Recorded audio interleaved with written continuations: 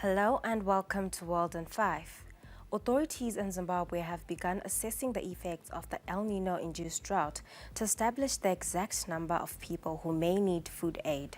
This was revealed by the Minister of Public Service, Labour and Social Welfare, July Moyo, yesterday, while responding to questions from journalists after Cabinet.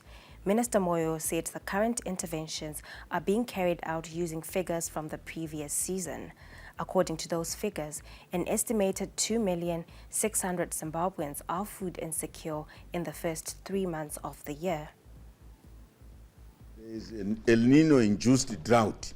This El Nino-induced drought is what we are beginning to assess once all the figures that are required from the Ministry of Agriculture, once they've finished all the figures and they start telling us our deficit, in-country deficit, given our strategic reserves, given what the private sector was buying and importing, what is the deficit that will need to be imported. But for us in social welfare, that's not the issue. The issue becomes, so how much food will we need going into this part, the second half of this year, into next year until April? Zimbabwe yesterday began the second round of the national polio vaccination campaign. The campaign is targeting to vaccinate over 4.2 million children under the age of 10. This comes as the country is fighting to avert a polio outbreak after a case was detected in Mashonaland West last month. The country launched the polio vaccination campaign last month, with the first phase surpassing a target of over 4.6 million. The polio vaccination campaign is ongoing in the country as we speak right now, starting today and is ending on Friday, 22 March. The target age group for vaccination are those children aged from 0, those who have been given birth, from birth, up to those who have not reached their 10th birthday. They're supposed to be vaccinated. That is the same target which was reached in the previous campaign, which was conducted in February. Limpopo police have arrested 2 men who are alleged to be a part of a syndicate that is stealing vehicles from South Africa and smuggling them into Zimbabwe en route to other countries north of the Zambezi River.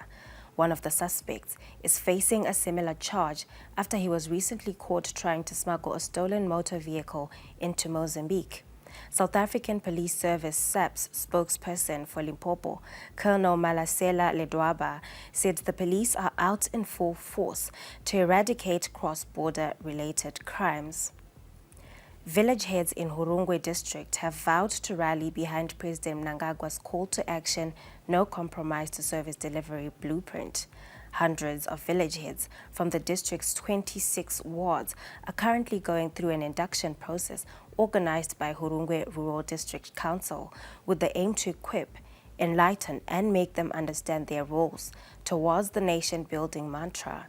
They were also given an opportunity to give their input, pledging to pay their part.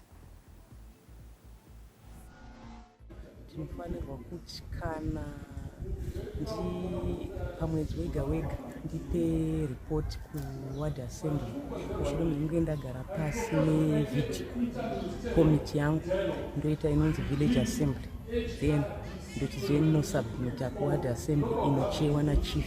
Tine zvimwe zvanga tichirarama tichiita zvanga tisingazivi kuti zvaingobva kuti taingotedzera zvo zvatagara tichingoziva kuti zvinongoitwa, but tozoona zviri mumabhuku akanyorwa zvichitobva kukansel zvichitidzidzisa kuti pane mastages atofanira kuti tichange taita tisati tasvika pamameetings atasvika, tisati tasvika pamaward meetings. Uri pakutibatsira kueducata kuti tione donzvo riri kumberi revision 30 yakareva president, ndozva kunyanya kutibatsira.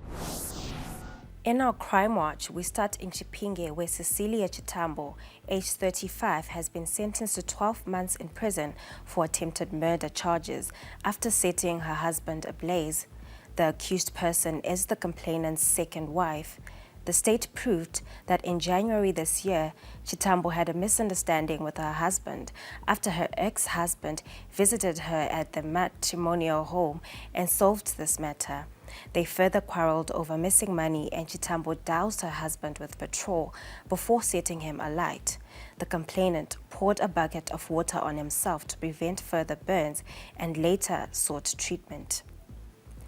Persistent heat and dry weather are threatening the supply of cereals in the Southern African region for this production season, which may increase food insecurity in the region. South Africa, Zambia, and Zimbabwe are among the largest maize producers within the Southern African region. But the latest crop prospects and food situation report from the Food and Agriculture Organization shows a potential decline in maize production in these three countries. Analysts warn that the potential decline in the harvest in these countries suggests there could be an increase in food insecurity in the Southern African region. This would necessitate imports to meet the shortfall in the region's maize supplies. Since the start of February, it has been very dry across the entire Southern Africa region, to an extent that now, if you look at the reports coming out of Zambia, almost half of their maize production has been damaged. In Zimbabwe, if you talk to people there, we're already getting reports that over 2 million Zimbabweans may be in a problem of hunger because of the crops that are damaged. In South Africa, by the end of February, our estimates are already indicating that our maize production may be down by 14% year on year, with roughly around about 14 million tons of maize that we would have. Now, this means then that the Southern Africa region's maize supplies will be constrained. And that's all we had for you on World in 5. Good afternoon and thank you for watching.